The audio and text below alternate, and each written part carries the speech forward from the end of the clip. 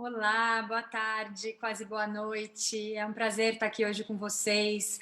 Meu nome é Carolina Pasquale, eu sou diretora executiva do Instituto Alana. Eu sou uma mulher morena, de cabelos pretos, agora com mechas brancas.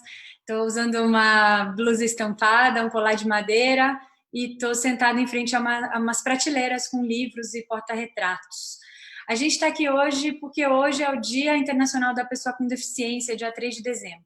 E a gente chega nesse dia de hoje com um tema muito urgente a ser discutido. A gente precisa falar sobre, a gente precisa ampliar o nosso olhar, nosso conhecimento, enfim, o tema está pedindo isso e é por isso que a gente está aqui hoje. E o tema é educação inclusiva. E por que que isso importa para todo mundo? A gente está aqui hoje com uma convidada muito especial, mas antes de apresentá-la, eu queria também audiodescrever a Rosane, que é a nossa intérprete de Libras, que está aqui com a gente hoje. Ela é uma mulher de pele branca, cabelos vermelhos que estão presos no rabo de cavalo, e ela está usando uma blusa de manga curta preta diante de uma parede branca. E aqui comigo hoje também eu tenho o prazer e a honra de receber a Mariana Rosa, minha colega jornalista, ativista, mãe da Alice, que tem paralisia cerebral, uma mulher com deficiência, integrante do coletivo Ellen Keller, e uma das pessoas que, assim, eu tive a honra de me aproximar nesse ano de 2020. Eu admiro demais, aprendo sempre, admiro a assertividade, admiro a competência, a coerência. Então, é um prazer hoje, Mari, receber você aqui.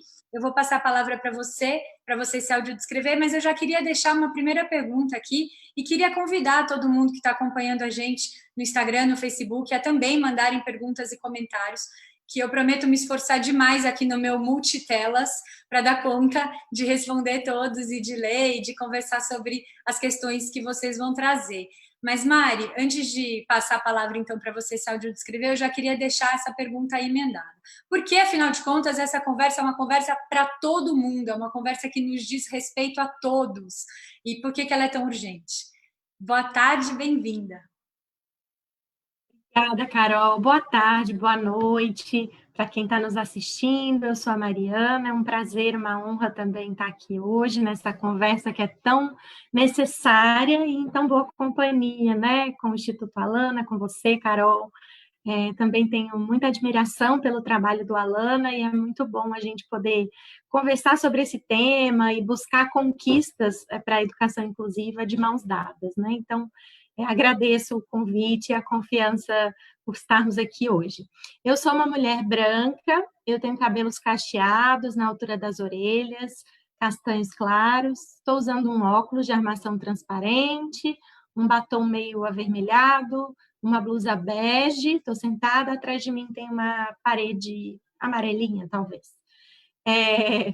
Eu sou mãe da Alice, né? Então, estou dizendo isso porque o tema aqui hoje passa pelas pessoas com deficiência, pelas famílias das pessoas com deficiência, e afinal, como a própria Carol já trouxe na primeira pergunta, passa por todo mundo que é gente, né? Todo mundo que vive aqui, que habita esse mundo e que atende por ser humano, deveria estar preocupado, interessado em debater a educação inclusiva. E por que, então, que esse é um assunto de todos nós?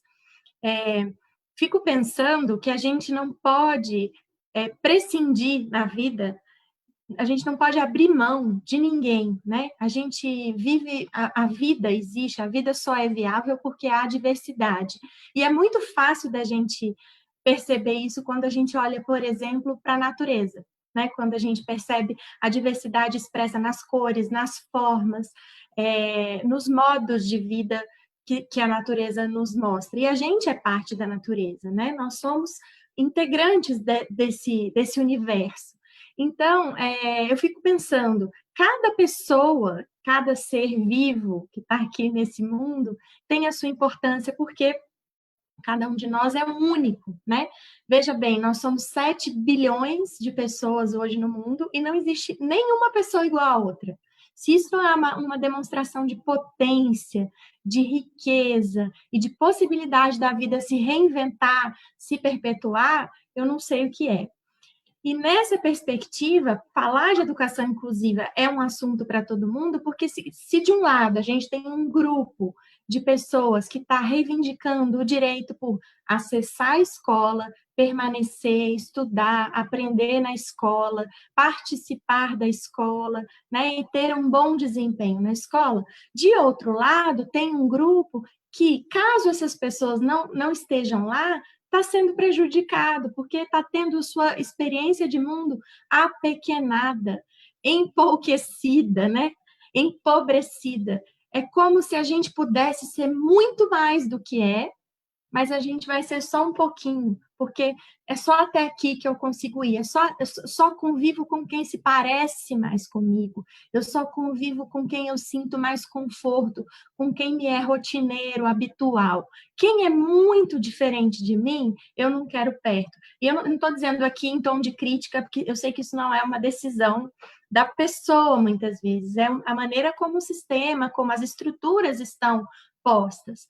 Mas o que eu quero dizer é que essa, de fato, como o Carol trouxe, é algo para a gente pensar, porque a gente não pode abrir mão, como se isso não tivesse importância, como se essas pessoas não tivessem o que agregar ao mundo, como se a presença delas não fizesse diferença, né? Não movesse as coisas de lugar, não nos transformasse, não nos desse condições de ser mais criativos, de colaborar, né? De ter uma cultura de diálogo, de entendimento, de respeito. Nenhuma dessas coisas se constrói num ambiente homogêneo, onde todo mundo é muito parecido, porque você não é desafiado a ter respeito, não é desafiado a pensar fora da caixa, não é desafiado a checar os seus preconceitos, a checar como você se sente. No ambiente homogêneo, você fica confortável e no mesmo lugar. No ambiente diverso, você está o tempo todo sendo cutucado. Isso não significa que é confortável, pelo contrário, às vezes é muito difícil, mas é o que faz a gente caminhar, é o que tem feito a humanidade caminhar e a natureza. Os grandes saltos evolutivos na natureza aconteceram quando espécies diferentes cooperaram, né? A começar lá das bactérias. Então, acho que a gente tem muito a aprender sobre essa cooperação a partir da diferença e não da igualdade. E é por isso que essa conversa nos importa a todos. Sim, Mari. Mari, então eu queria que a gente entrasse no porquê que essa discussão é tão importante hoje, né? No dia 30 de setembro, o governo federal publicou o decreto 10.502, que cria a Política Nacional de Educação Especial. Eu queria que você falasse um pouco, Mari, o que isso significa, né, concretamente, e o que muda ou pode mudar com a publicação desse decreto, para que a gente depois possa conversar um pouco também sobre as questões que sempre surgem quando a gente discute esse tema, né? Perfeito. Essa é uma pergunta importante, porque da maneira como o governo federal tem feito a divulgação, fica parecendo que é uma coisa boa, né? Do jeito que a propaganda está sendo colocada, as cartilhas que o MEC produziu estão sendo divulgadas, as pessoas que olham assim com um pouco mais de distanciamento, um pouco menos de envolvimento, talvez não consigam perceber quais são os pontos de atenção e, mais do que pontos de atenção, quais são os retrocessos que esse decreto anuncia. Então, talvez o primeiro aspecto a se considerar é que esse é um decreto inconstitucional. Né? Por que ele é inconstitucional? Porque ele fere a Convenção Internacional dos Direitos da Pessoa com Deficiência, que no Brasil é uma emenda constitucional, é uma lei. E a gente, entre outras coisas que essa emenda diz, né, existe uma máxima, um lema entre nós, pessoas com deficiência, que diz: nada sobre nós sem nós. E essa decisão, esse decreto, foi levado adiante sem ampla participação da sociedade, principalmente sem ampla participação dos estudantes com deficiência, das suas famílias e da própria comunidade envolvida com a educação. O CONAD, por exemplo, que é o Conselho Nacional de Defesa dos Direitos da Pessoa com Deficiência, ele não foi envolvido, ele não foi consultado sobre a elaboração desse decreto. Então, de novo, a gente está falando de algo que aconteceu de modo inconstitucional. Além dessas questões legais, eu acho importante a gente pensar, porque as famílias às vezes falam assim, não, mas o decreto, ele não está obrigando a família a matricular numa instituição separada, uma instituição segregada. E aqui eu marco bem essa diferença, eu não chamo de escola especial, eu chamo de instituição segregada, e ao longo da conversa eu vou me fazer entender de por que isso. Então, as famílias dizem isso. Por que, então, que vocês estão dizendo isso? Porque não está dizendo que a família vai poder escolher se quer uma escola regular, comum, se quer uma escola especial, como está escrito lá, ou se quer uma escola bilíngue, né, que é a que ensina Libras e língua portuguesa. Mas na prática não é bem assim, porque o que acontece? Com esse decreto, haverá um deslocamento dos investimentos, que até então eram priorizados na escola pública, na escola que é comum para todas as pessoas, para todos os estudantes, esses investimentos vão ser deslocados para as parcerias e convênios com instituições especializadas, privadas, com convênios, enfim.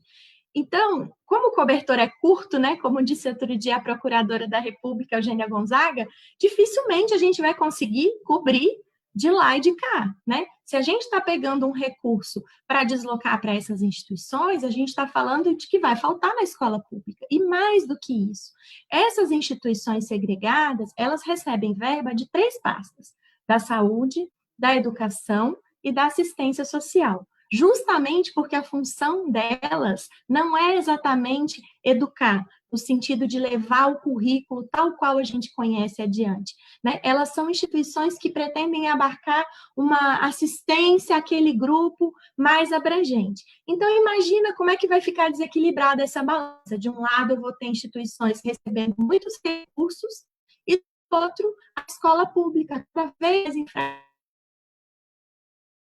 cada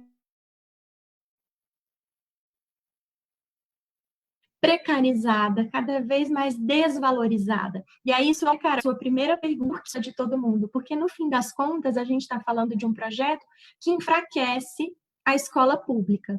Deu aqui que a minha internet está instável. Vocês estão me ouvindo bem? Deu uma Sim, cortadinha, então tá. Mari, mas aí depois... Voltou. Eu acho que é um ponto fundamental, né, dessa discussão. A gente vai precarizando cada vez mais as escolas que sim precisam de investimento e sim tem questões, muitas não estão fazendo como deveriam fazer, mas é curioso o caminho escolhido, né? De ao invés da gente estar batalhando pela melhoria do serviço prestado, né? E para que a gente de fato consiga chegar num lugar em que as crianças com deficiência estejam tendo o direito garantido à aprendizagem, e em vez da gente estar lutando por isso, a gente está desmontando mais ainda a educação pública e a escola, né? E esse olhar para o todo. Outra coisa que me chamou a atenção no texto da política, né? Tem um quadrinho assim que opõe os defensores da inclusão radical, que seríamos, né, nós, e esse termo já conta muito, e os defensores da política de educação especial.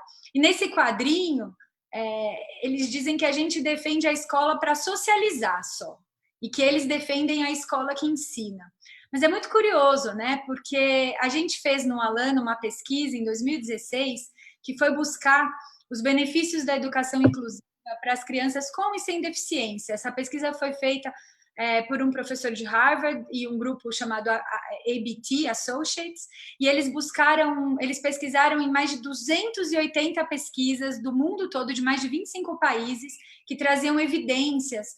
E uma delas, por exemplo, me chamou muito a atenção, porque era uma pesquisa de mais de 10 anos, feita acompanhando aí mais de 11 mil adolescentes norte-americanos, que mostravam que aqueles que estavam em ambientes, em escolas comuns, regulares, em ambientes inclusivos, tinham um desempenho acadêmico melhor do que aqueles que, ao longo desses anos, tinham sido direcionados a essas instituições especiais. Acho que é importante destacar isso, porque, de forma alguma, eu acho justo que fique o entendimento de que o que a gente quer é só que a criança esteja lá para socializar, ou que o único objetivo disso seja esse. Não, na verdade, existe sim o desafio da aprendizagem, e é justo que as crianças estejam nesse ambiente e que a escola se reinvente e se aprimore e se desafie a dar conta de ensinar para todo mundo, né? Exatamente. Não é possível. Eu fico pensando, né, Carol, que a escola, de uma maneira geral, ela tá difícil, ela tá ruim, ela tem pontos de melhoria para todos os estudantes. A gente não está falando só dos estudantes com deficiência. A educação brasileira precisa melhorar em muitos aspectos, precisa de investimento em muitos aspectos. No entanto, a gente não tem pedido para os alunos que não têm deficiência o seguinte: olha, fica ali separadinho, a gente vai tentar melhorar aqui, quando a gente estiver preparado, vocês voltam. A gente não faz isso, né? Então, não faz sentido que a gente faça isso com os estudantes que têm deficiência, porque daí a única razão que me vem à mente para a gente fazer isso não tem nada a ver com o fato da escola não estar preparada, supostamente, mas com o fato de não haver uma vontade, um investimento, uma crença de que pessoas com deficiência são gente, são sujeitos e que são dignos, e que têm que ter seus direitos assegurados. Né? Fica na minha cabeça só que a gente naturaliza a discriminação em relação às pessoas com deficiência, que a gente acha razoável, que a gente realmente acha que são tipos muito exóticos, que requerem um nível de especialização muito aguçado para estarem, e por isso tem que estar em outros espaços. Assim, se a gente levar essa lógica ao extremo, é a lógica do hospital psiquiátrico, do manicômio, né, das internações, que é algo que a gente já vivenciou. As pessoas com deficiência na década de 70 já ficavam nessas instituições segregadas e muitas foram institucionalizadas em hospitais psiquiátricos. Né? Hoje, esses hospitais não existem mais, a gente espera que não, né, que tenha sido feita uma reforma psiquiátrica ou que esteja em curso, mas a gente sabe que existem outras formas da gente cercear a participação daquelas pessoas não desejadas. Né? Então, eu acho que se isso vai ser radical, a gente deve tomar isso como um elogio. Né? Porque no fim do dia a gente está defendendo um direito humano, né? Um direito à igualdade de oportunidades, o direito à educação, o direito à convivência, são direitos que não deveriam ser negados a ninguém. E quando a gente está, de novo, falando dessas instituições segregadas, a gente não está falando que lá eles vão aprender e na escola eles não vão aprender. Né? Essa é uma lógica perversa. Primeiro, porque as instituições especializadas ou segregadas, elas não levam adiante o currículo do jeito que a gente conhece. As pessoas com deficiência não sentam lá e vão ter aulas sobre matemática, português, história, nesse sentido de entender o acúmulo de conhecimento que a gente tem ao longo da história da humanidade. Não. Elas lá vão por um outro caminho que tem mais a ver com treinamento de comportamento, com modos delas serem úteis para a sociedade. Né? E isso é muito cruel. De outro lado, a gente também sabe, como você já trouxe, né, Carol, que a escola precisa se aprimorar, precisa ter práticas pedagógicas inclusivas, precisa de ter um atendimento educacional especializado, que hoje é garantido em menos de 40% das escolas públicas. Menos de 40% tem atendimento educacional especializado. Precisa garantir tecnologias assistivas, precisa garantir a acessibilidade dos espaços.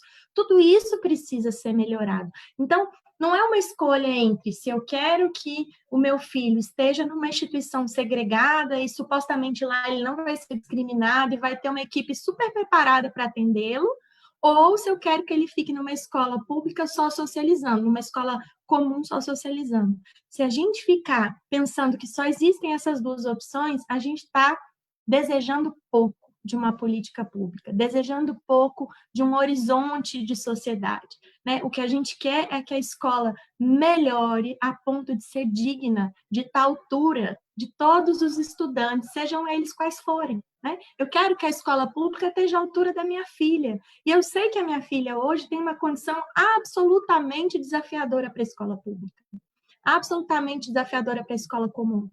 Eu sei que dificilmente uma aluna como ela passou por uma instituição comum e teve um desempenho que pode ser considerado bem-sucedido, porque ela é uma criança considerada com deficiência grave, entre aspas. Mas eu acredito que entre eu ficar investindo num modelo que aparta ela da sociedade como se ela fosse o problema, né? E investir com todas as dificuldades, os erros, enfim, os percalços do caminho, num caminho que é de comunidade, né? Que é de encontro, a gente prefere a segunda opção, afinal a gente está falando de uma perspectiva de evolução, né? De caminhar para frente, não de retrocesso. Esse modelo que segrega, que coloca instituições separadas, a gente já experimentou. E a gente pode dizer que a gente tem muito mais experiência em segregar, em excluir, do que incluir. A política que garante que um estudante com deficiência possa acessar uma escola comum, ela tem 12 anos. 12 anos, uma perspectiva histórica, né, Carol? Não é nada, é uma piscada de olhos. Não é nada, a gente sabe muito mais sobre excluir, segregar, discriminar, rotular, estereotipar.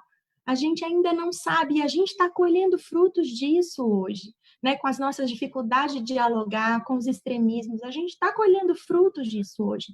Então, 12 anos, gente, não é nada em termos de política pública. Embora eu, como mãe, e imagino aqui que outras mães que possam estar assistindo, outras famílias, outros cuidadores, partilhem desse sentimento, a gente tem urgência, né? A gente quer para hoje, a gente quer para ontem, né? E é por isso que não dá para retroceder, é por isso que a gente tem que avançar. Sem dúvida, essa urgência, ela se coloca, né? 12 anos é o fim da infância, né? Se uma criança tivesse nascido há 12 anos atrás, hoje ela estaria entrando na adolescência, né?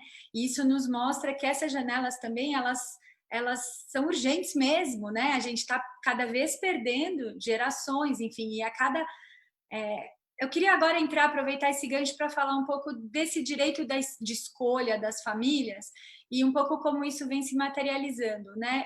E eu queria aqui propor dois caminhos, Mari. Um caminho é da gente pensar nesse direito de escolha de você matricular a sua criança numa escola ou numa instituição, né? Isso inexiste.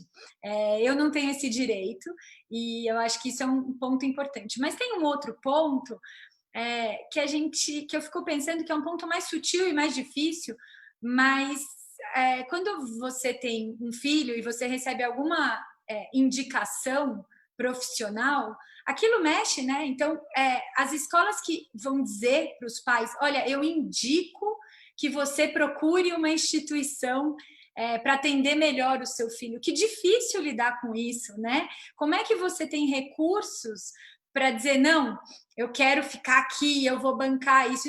Isso vai corroendo um pouco esse lugar de mãe que quer o melhor para aquela criança e que, de repente, está nadando contra essa corrente de gente dizendo, olha, talvez seja melhor ir para lá. Fora uma outra camada, que é a camada das escolas particulares, que já começam a negar as matrículas e já começam agora, para 2021, a sugerir que elas podem pedir que as crianças sejam encaminhadas para as escolas especiais, né? Então, são três camadas aí desse olhar para esse tal direito de escolha, né? Que nos colocam a todos numa situação muito delicada, né? E, mais uma vez, trazendo esse peso aí para as famílias que seguem tentando e acreditando muito nessa inclusão também, né? Sim. Esse direito de escolha, eu fico pensando que ele não existe. A verdade é essa. Ele não existe. Eu não posso fazer uma fala generalista porque eu nunca fiz uma pesquisa nem li para saber estatisticamente se o que eu vou dizer agora vale para todas as famílias. Mas da minha experiência, do meu contato com famílias de todas as classes sociais e de várias regiões do Brasil, as famílias, em geral, não buscam, eu tenho um filho com deficiência, eu já vou para a escola especial, para a instituição segregada. Não, a gente primeiro busca a escola comum. A primeira opção é a escola comum, né? Eu vou lá, eu tento. E aí, por que essa escola não tem investimentos? Porque ela não está preparada, porque ela não recebe incentivos, porque ela não é cobrada, porque, por uma série de razões, eu, então, não tenho condições de manter meu filho nessa escola. Então, não se trata nunca se tratou de uma opção. sempre foi uma falta dela, né? No passado, quando de fato era proibido que esses estudantes acessassem a escola regular, e a gente está falando de 40 anos atrás, 30 anos atrás, é pouco tempo de novo, né? Mas agora, mais recente, não é proibido, mas também não é estimulado, também não é bem-vindo. Ninguém solta foguete quando chega uma criança com deficiência batendo na porta da escola comum e diz: vem que eu te quero porque você vai pontuar no Enem e a gente vai ter uma boa avaliação no PISA e a escola vai ganhar muito com você. Ninguém faz isso, né? É o tempo todo aquela negociação, e isso, como você bem trouxe, Carol, mina a família, mina a autoestima, mina o esforço, mina o fôlego, mina até a nossa crença de que é direito nosso reivindicar isso. É muito cruel. Então, a gente vai por falta de escolha, né? Por falta de escolha. E o que esse decreto faz é chancelar isso. Chancelar. Então, ele respalda a falta de escolha. Ele diz, se você...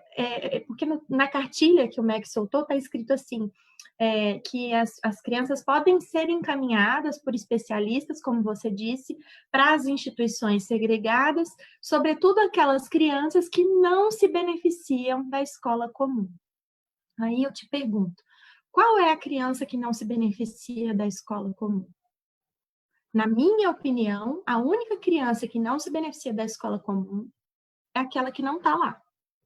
Porque, de resto, todas deveriam se beneficiar. E se não estão se beneficiando, não é em razão de uma característica, de um laudo, de um diagnóstico que elas têm.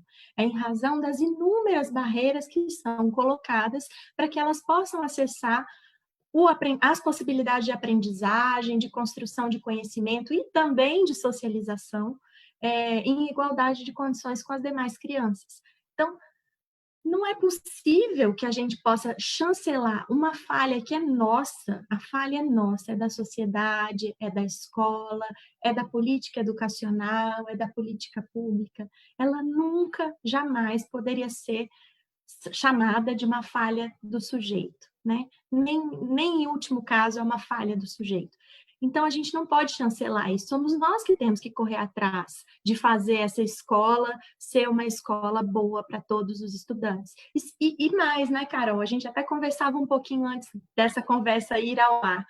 Se a gente admite que é possível investir em tantos centros especializados no Brasil, em capacitar tantas pessoas no Brasil para receber todos esses tipos de pessoas, como estão os cegos, os autistas, né?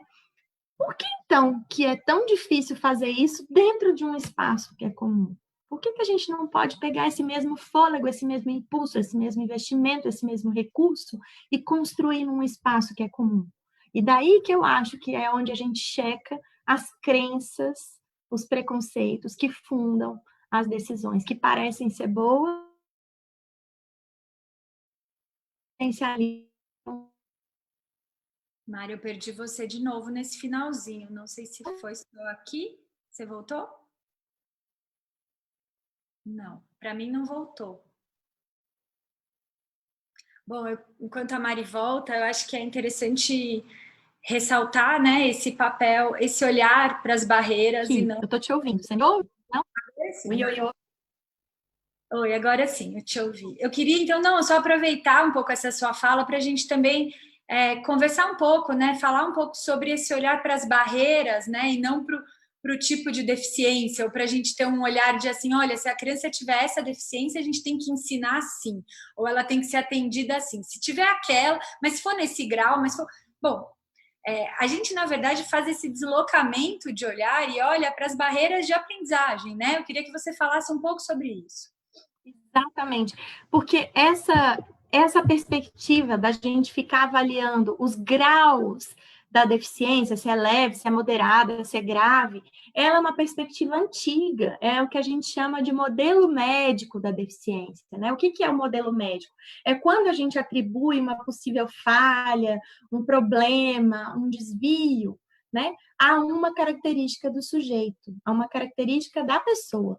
Isso era um paradigma, um jeito de pensar a deficiência há alguns anos atrás, mas a gente evoluiu nisso. Hoje a gente sabe que a deficiência não é um laudo, não é um diagnóstico, né? A deficiência não está na pessoa, ela está no encontro da pessoa que tem um impedimento, que pode ser físico, sensorial, intelectual, mental, é no encontro dessa pessoa que tem um impedimento com a sociedade que não abraça a diversidade humana, que não cria condições para que todos possamos ser e estar no mundo, nesse encontro é que está a deficiência. Então, ela não está na pessoa, né? Ela está na relação entre a pessoa e a sociedade. Se é assim, eu não posso dizer que não existe uma pessoa que não se beneficia da escola.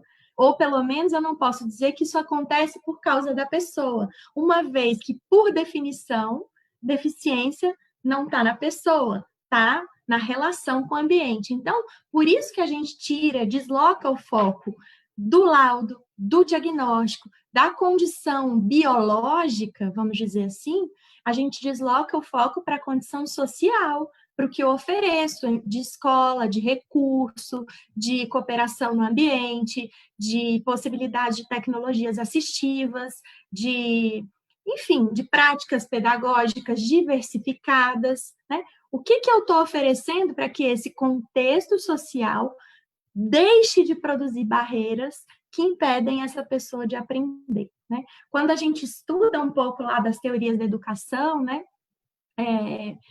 Tem o Vygotsky, por exemplo, que lá em 1930 ele dizia assim, ele tem um trecho que ele diz assim, é curioso porque toda a sociedade está organizada para as pessoas normais, ele chama de normais, né, naquela época. Tudo está feito para os normais, o currículo é para os normais, a escola é para os normais, os espaços todos são para os normais. Isso faz com que a gente pense que, então, os normais aprendem naturalmente, aprendem com facilidade. E, com isso, a gente ignora o fato de que há uma estrutura toda montada para esse tipo de gente. Então, o que ele está dizendo é, existem outras pessoas e o ambiente precisa estar ajustado, precisa dar conta de acolher todas essas pessoas. Por isso, a gente tem que falar das barreiras. E esse é o papel do atendimento educacional especializado, né, Carol, o que a gente estava dizendo. E talvez esse seja um ponto importante, né? Ao invés da instituição segregada, vamos pensar como é que pode acontecer o atendimento educacional especializado na escola comum. Né? Esse é um papel que já está previsto, está na legislação, e ele só está garantido hoje em 38% das escolas brasileiras. Por quê? Então, veja bem que a gente está discutindo da inclusão sem nem mesmo tê-la tentado integralmente. Né? O dia que a gente tiver 100% das escolas públicas com atendimento educacional especializado, com professores qualificados, bem remunerados, com gestões adequadas, com acessibilidade, que hoje também menos de 50% das escolas têm acessibilidade. Fizemos tudo isso e ainda assim não está dando muito certo, talvez daí a gente possa pensar que tem algo a melhorar ou tem algo a ser feito em outro lugar, mas até lá a gente tem muito dever de casa para fazer, né? A gente está com o para-casa acumulado. Sem dúvida, acho que é muito importante esse ponto, porque a gente no Alana escuta muito isso, né? Mas vocês estão tratando, vivendo nesse mundo aí cor-de-rosa como se tudo tivesse perfeito. Acho muito importante a gente pontuar que a gente tem um caminho ainda a trilhar, que a inclusão, que as escolas brasileiras ainda têm muitos desafios, mas que não faz nenhum sentido a gente desistir do caminho no começo dele e voltar para um paradigma de segregação que também demanda investimentos. Não é que as escolas especiais estão prontas, aparelhadas, as escolas não, as instituições. Agora eu vou aderir aqui, porque eu acho que você tem toda a razão. As palavras têm muito poder.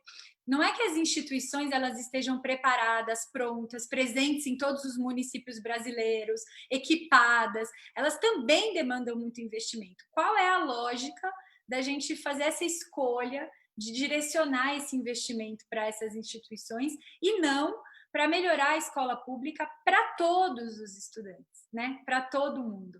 Mari, você consegue trazer um exemplo concreto, assim, uma história, um caso de algo que tenha te atravessado aí ao longo dessa sua trajetória de ativista, sobre um professor, uma história de sala de aula, alguma coisa que seja muito simbólica para concretizar esse olhar para as barreiras que a gente está falando? Várias. Nossa, o que mais tem, né? E essa coisa das histórias é exatamente isso, é interessante porque elas materializam, como você disse, e aí a gente consegue compreender melhor.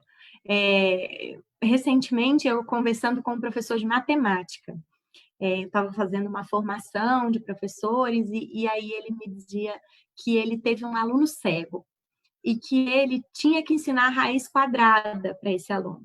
E que ele estava com muita dificuldade de ensinar a raiz quadrada para o aluno cego, porque é um pensamento muito abstrato, e ele até então só tinha ensinado raiz quadrada escrevendo no quadro, raiz quadrada lá com giz, a lousa, né, como vocês dizem em São Paulo, aqui em Minas a gente fala o quadro negro, ele fazia lá e explicava, só que não funciona assim, né? E por isso a gente está falando de práticas pedagógicas inclusivas, porque você precisa diversificar a maneira como você oferta, né, um determinado conhecimento, um determinado conceito, para ser mais preciso. Então, ele ficou quebrando a cabeça, pensando o que ele ia fazer, meu Deus, e agora? E desafiado, e frustrado, né? Porque a gente se frustra de não saber. Até que ele teve um estalo e falou, eu vou ensinar com não é painel, é um... Ai, meu Deus, me fugiu a palavra. Mas uma base, um tabuleiro, isso que eu queria dizer. Um tabuleiro onde ele encaixava os pinos. E você consegue colocar os pininhos nesse tabuleiro. É um tabuleiro de encaixe. Ele falou, vou ensinar com o tabuleiro. Ele levou o tabuleiro para a sala de aula, chamou os alunos todos, falou, todo mundo aqui em volta da minha mesa, a mesa grande lá do professor, né? Vamos aprender a raiz quadrada hoje de outro jeito. E aí ele dispôs os pinos no tabuleiro assim. Então, por exemplo, 4, número 4. Então, são 4 pinos. Eu consigo fazer uma raiz quadrada, uma base quadrada com 4 pinos? Consigo. Então, 4 é raiz quadrada. E aí, a mão do garotinho que era cego, que é cego, ia tateando. Então, agora, todos os números que eu for falando, a gente vai tentar fazer bases aqui com pinos quadrados. Se não for possível fazer uma base quadrada, é porque esse número não é raiz quadrada. Então, 5, não, 5 não forma uma base quadrada. Então, 5 não é raiz quadrada. 6 forma, não, então 6 é raiz quadrada. E assim, a turma inteira aprendeu a raiz quadrada, inclusive alunos que não têm deficiência, mas que estavam com dificuldade no conceito, por causa daquele jeito de ensinar, que era um jeito mais visual, né? E de repente ele diversifica e traz para um plano tátil, uma coisa tridimensional, né? É um outro jeito de aprender. Outras pessoas se beneficiaram e o aluno cego também aprendeu. E eu confesso que eu também aprendi melhor quando ele me explicou assim. Agora. Todo mundo que acabou de te ouvir, que entendeu melhor agora, gente. Quem que nada de braçada na raiz quadrada? É muito sensacional essa história. E ela nos ensina muito, né? Eu sempre lembro da professora Rita Berchi, que é especialista em tecnologia assistiva, né? Eu sei que ela também já esteve com a Alana algumas vezes, e ela disse o seguinte: olha, o que acontece é que a educação tradicional, aquele modelo conteudista que só transfere um conhecimento supostamente pronto para o aluno e espera que o aluno repita o que o professor imaginou que é a resposta correta.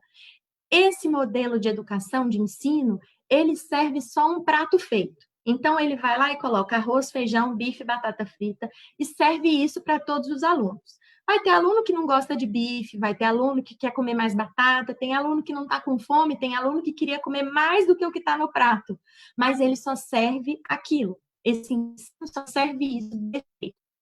Isso é educação. Inclusive, ela serve. E Mari, perdi você de Então, disponível. E cada um se serve. Mari? Oi, oi. Voltou? Voltou. Eita, aqui para mim está estável, mas de vez em quando aparece também que está com algum problema. Até onde você conseguiu me ouvir, só para eu saber? Não, fazendo esse paralelo com o prato servido, né? E quem quer comer mais, quem quer menos, quem quer outra coisa, enfim. Então, essa é a educação tradicional, serve só um prato feito. A educação inclusiva serve o buffet. Então, ela serve tudo e cada aluno se serve na quantidade que quer, do que quer, como quer. Isso é educação inclusiva. Foi isso que esse professor fez. Se ele estivesse ensinando raiz quadrada só lá no quadro, ele estaria servindo um prato feito. Mas ele ensinou no quadro, depois ele foi lá para o tabuleiro, depois ele fez outra atividade fora de sala, ele serviu um buffet. Cada aluno, a gente não pode dizer que foi só o aluno cego que aprendeu ali. Cada um aprendeu num momento de um jeito e foi aprimorando o seu jeito de aprender. Isso é educação inclusiva, né? Mas, de novo, né, o quanto essa conversa é fundamental para a discussão sobre qualidade da educação, né, Mari? Porque o que a gente trabalha muito no Alana é esse espaço, né, do professor autor, do professor criativo, do professor que exercita essa prática pedagógica de acordo com a turma que tem, com os desafios que são colocados, com o contexto em que está inserido. Então, é uma discussão muito importante para a qualidade da educação como um todo, para a qualidade da educação pública no Brasil, né? Então, a gente, de fato, mais uma vez aqui, acho que fica evidente o quanto a gente precisa, todo mundo, estar muito atento a tudo isso. Falando em tudo isso, bom, a gente teve alguns comentários aqui, a Valéria contou que ela já está sofrendo um pouco, ela fala assim, eu já fui premiada na escola da minha filha com esse decreto. Tiraram a bolsa de estudo e falaram que eu preciso contratar um profissional para acompanhar e ajudar ela em sala de aula. Cuidado, mães. As escolas já estão colocando obstáculos para receber os nossos filhos. Infelizmente, a gente vem, né, colecionando relatos como esse. Por isso também a importância da gente se mobilizar, né? Eu acho que um dos objetivos aqui hoje também era de ampliar essa conversa. A Mari pelo coletivo Ellen Keller, o Alana e várias outras organizações formaram uma coalizão brasileira pela educação inclusiva e a gente hoje colocou um site no ar que tem lá um montão de jeito de se engajar nessa conversa, de entender melhor o que está em jogo e de mobilizar, ajudar a gente a fazer com que esse debate seja ampliado. O endereço do site é o inclusãopratodomundo.org.br, é um site criado a muitas mãos, agradeço a todo mundo por isso, e que representa um pouco os esforços que a gente está travando nesse momento. Inclusive, também acho legal dizer que o momento é bastante decisivo, né? Essa discussão chegou ao Supremo Tribunal Federal, ao STF, e a gente já teve uma decisão liminar, né, suspendendo os efeitos do decreto, e essa discussão será levada ao plenário do STF no próximo dia 11 de dezembro. Então, é super importante que a gente siga mobilizados, siga ampliando a conversa, siga trazendo mais gente, para que a gente possa, de fato, terminar esse ano tão duro, né, tão difícil, com a certeza de que situações como essa que a Valéria relata e tantas outras não vão acontecer e que a gente não vai retroceder anos, né, de conquistas e escolher um caminho que não é o caminho da melhoria do que precisa ser melhorado, né, de olhar para aquilo que precisa avançar e sim de criar um desvio aí, um desvio que vai consumir recursos, que vai tirar crianças da escola, e são inúmeros os benefícios. Eu, aliás, recomendo, reitero aqui o convite para quem quiser conhecer mais essa pesquisa, ela está no site do Alana, no alana.org.br, que traz um pouco esse olhar para os benefícios da educação inclusiva para as crianças, para os estudantes com e sem deficiência. Então, é um levantamento bastante abrangente.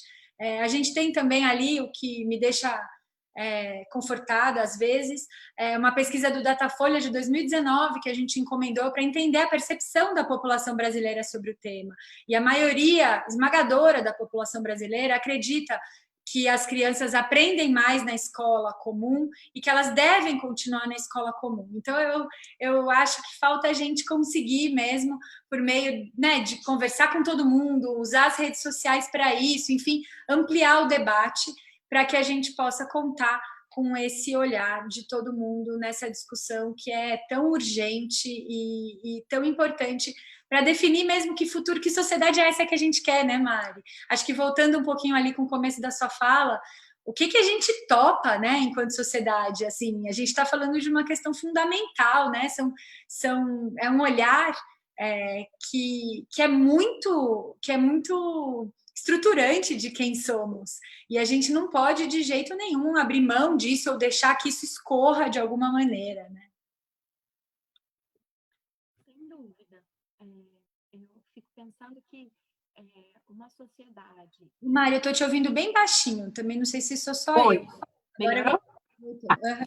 Eu fico pensando que uma sociedade que não... em que qualquer estudante, qualquer um, possa estar numa escola comum, não deveria ser a sociedade que a gente quer, né? Tem algum problema aí, né? Porque, pensando aqui na minha filha, se ela não pode estar numa escola comum, é um recado muito claro que esse mundo está passando para mim e para ela de que ela não é benquista aqui, de que ela não tem lugar aqui. Se ela não pode estar na escola comum, ela não pode estar no mundo, ela não pode estar em comunidade. Essa é a mensagem, né? Então, um mundo onde minha filha não possa estar, não é um mundo onde eu deveria querer estar, né?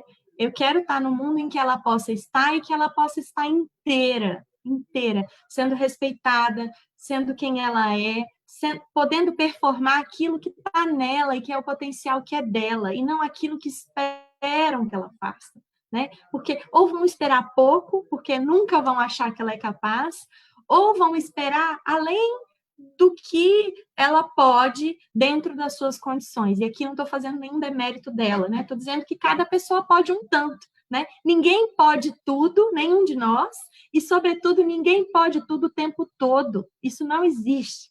Né? E assim é também com as crianças com deficiência. Eu fico pensando, sabe, Carol, quando eu contei esse caso agora do professor de matemática, uma vez eu contei esse caso para uma outra pessoa e ela me falou: é muito fácil, aluno cego é deficiência leve, eu quero ver fazer isso com quem tem deficiência grave, né? Porque sempre tem algo que não tem jeito, né? A gente está sempre...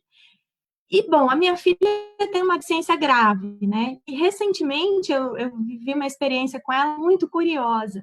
A gente está tentando estabelecer um sistema de comunicação alternativa, ela não é oralizada, e aí a gente precisava de um recurso, né? E uma das possibilidades era: vamos usar o computador com lá alguns símbolos, e como ela também não tem uma coordenação motora suficiente nos membros superiores, a gente não dá para ela ir tocando, por exemplo, ou digitando, ela não ia conseguir fazer isso.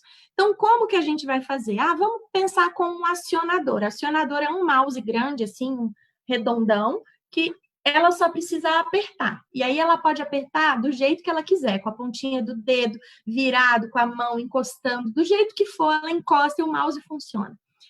E aí era essa tentativa: vamos tentar, porque é o processo, isso é importante, é decisivo, não só para comunicação e expressão, mas para construir conhecimento. Ela vai poder acessar uma série de conteúdos, se isso se estabelece como uma via. E aí chega o acionador, aquela festa, que bom, né? Conseguimos e tal. Coloco o acionador sobre a mesa. E a Alice não conseguiu acionar.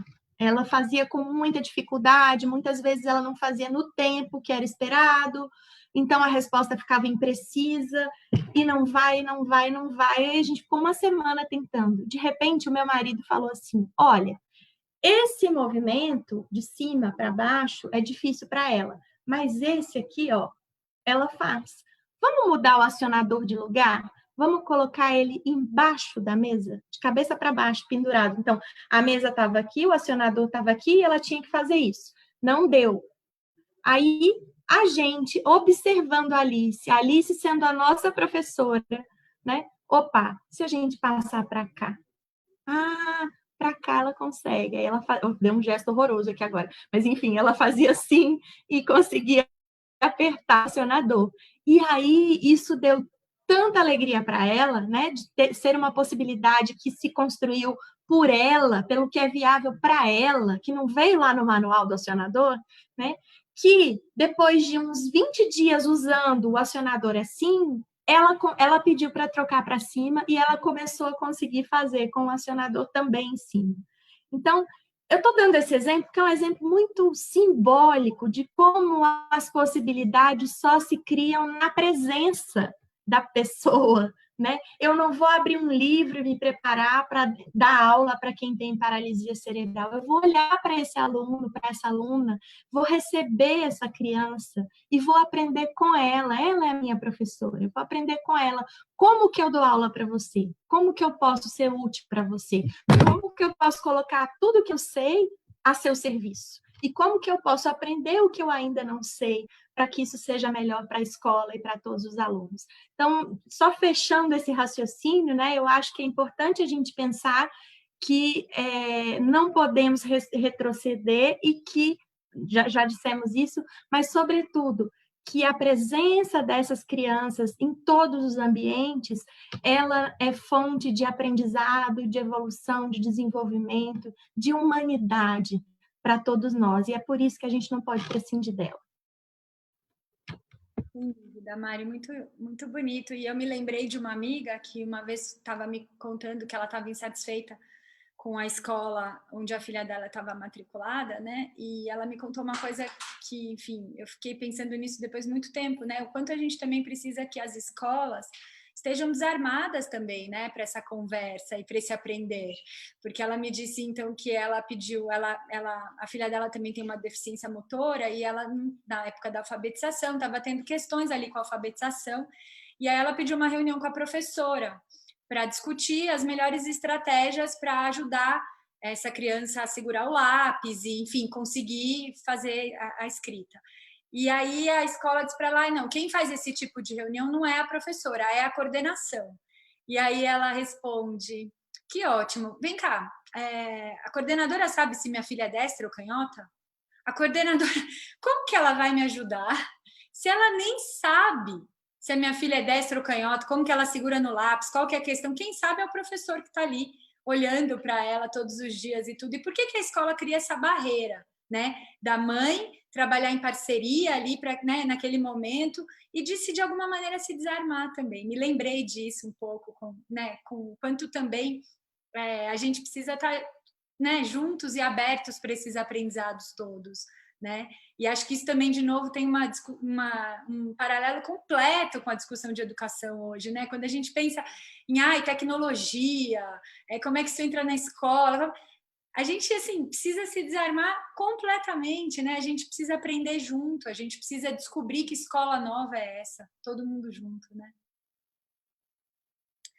Exato. Acho que é menos sobre a gente incluir, né, incluir nesse sentido de parecer que existe um grupo pré-estabelecido que convida ou que autoriza o outro grupo a fazer parte. Não é isso que é inclusão. Inclusão é a gente criar um sentido para uma experiência, para uma existência que é comum, né? Todos já estamos. Né? Isso é partir da igualdade como princípio, né? Todos já estamos. A gente não deveria precisar que ninguém nos autorizasse a acessar nenhum lugar, porque já é nosso direito. Se eu sou gente, eu tenho direito. Está lá na Declaração Universal de Direitos Humanos, né? O que a gente tem que pensar é o que a gente faz a partir disso. O que pode emergir, brotar a partir desse encontro? Como é que a gente cria sentido e significado para uma existência comum, para um sentido de comunidade, né? Isso é o que deveria ser a nossa prioridade absoluta, né? Sem dúvida. E acho que esse lugar que você traz é o lugar que a gente mira para o futuro, né? É esse olhar de construindo esse caminho que não existe outro, né? E eu tenho muita convicção que a gente eventualmente encontra buracos aí na estrada, mas que o caminho está dado e é esse o caminho. Eu queria, Mari, acho que a gente já está chegando aqui no final, mas eu queria ler aqui, a gente, no Alano, a gente entrou como amicus curiae numa ação no STF de 2016, se não me engano, que discutia se as escolas particulares poderiam ou não cobrar valores extras para as crianças com deficiência, né? Cobrar delas qualquer, enfim, apoio, um valor duplo e tal. E o voto da ministra Rosa Weber nessa ação, que inclusive foi negada, né? Ele é um voto muito bonito, assim, que acho que traz um fechamento bonito para essa conversa, né? Que ela diz o seguinte: pelo simples fato de ser pessoa, O aluno com deficiência faz jus ao direito de estar no mundo, de ocupar os mesmos espaços sociais ocupados pelas demais pessoas e de usufruir em igualdade de condições os direitos e benefícios a outros ofertados. Por fim, acresço que muitas das mazelas vistas nos dias atuais, decorrentes do ódio, da competição, do desrespeito e do sentimento de superioridade em relação ao outro, deitam raízes no fato de não termos tido a oportunidade de participar da construção diária de uma sociedade inclusiva e acolhedora, em que a diversidade é valorizada e que as diferenças são vistas como inerentes aos seres humanos, o que torna a deficiência apenas um detalhe da nossa humanidade. Eu acho que é esse o lugar que a gente precisa buscar, né, Mari? Acho que isso você traz tão bem.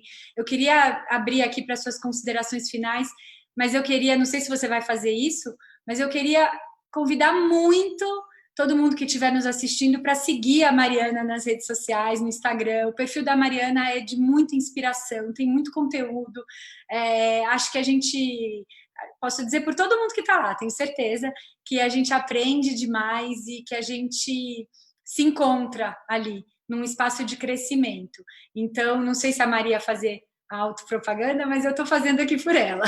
E também reitero o convite para que todo mundo acesse o nosso site, o site da Coalizão, que é o inclusãopratodomundo.org.br.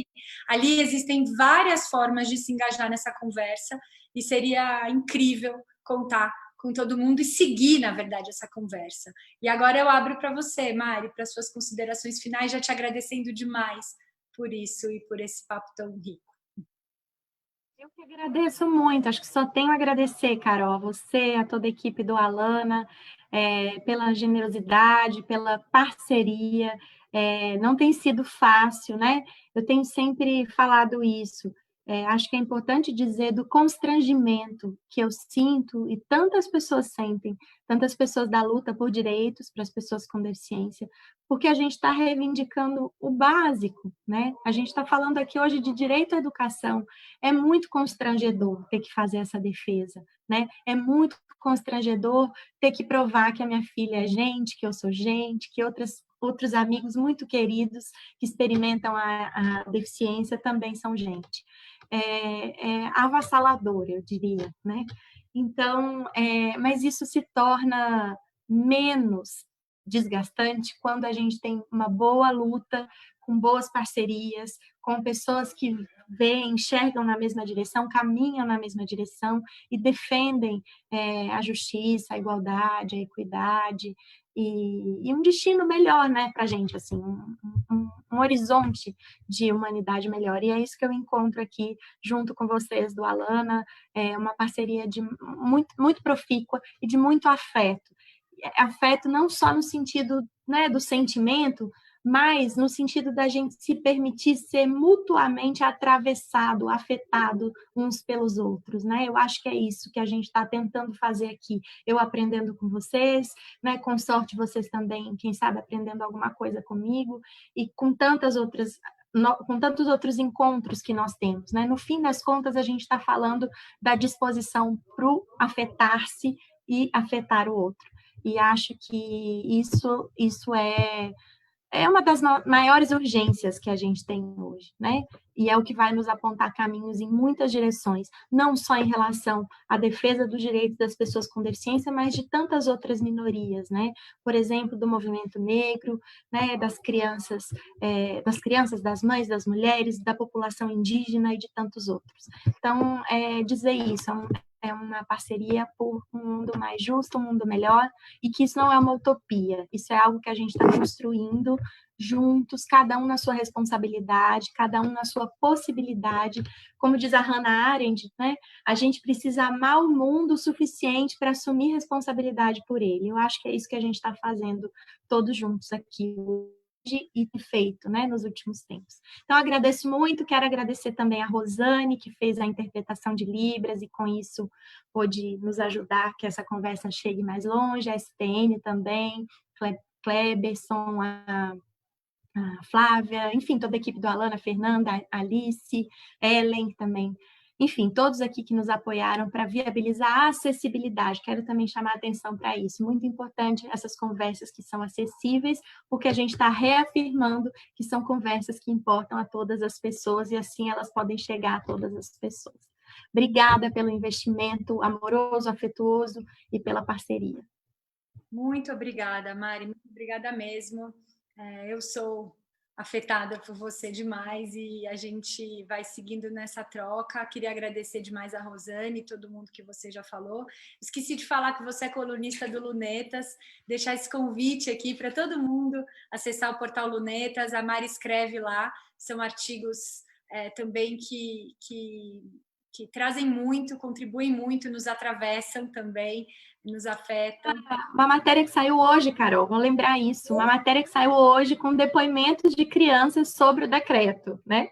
A gente soube de uma criança, né, que pediu para a mãe para fazer um abaixo-assinado quando ela soube do decreto, pelo medo dela de perder a amiga com deficiência que ela tem na escola e tal. E aí, a partir dessa criança, a gente foi buscar outros olhares de crianças. Convido todo mundo a conhecer esse conteúdo e tudo que a Mari publica por lá também. E a se engajar, seguimos juntos e juntas. Agradeço demais. Boa noite para todo mundo e estamos conectados. Obrigada. Boa noite.